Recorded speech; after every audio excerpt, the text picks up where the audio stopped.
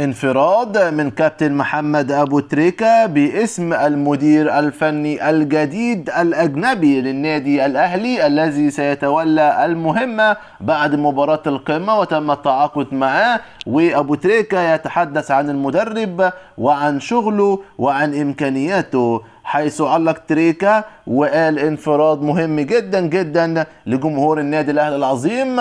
فجمهور الأهلي دعم باللايك، دعم انفراد أبو تريكة وتصريحه ورأيه في المدير الفني الأجنبي بلايك وشير في كل مكان، حيث أبو تريكة بيكشف عن اسم مدرب الأهلي الجديد وموعد الإعلان عنه.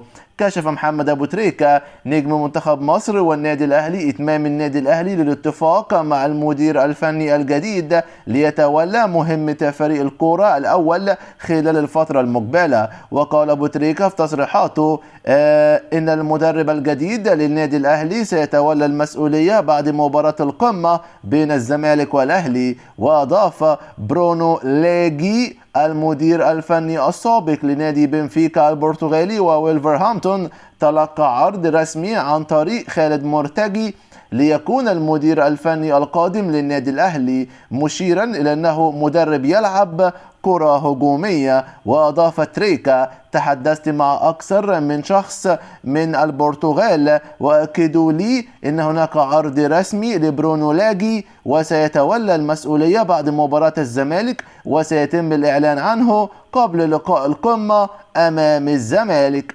واختتم أي مدرب سيتولى القيادة الفنية للنادي الأهلي مهمته لن تكون سهلة، يوجد لاعبين كبار في الفريق يحتاجون إلى مدرب يمتلك الشخصية.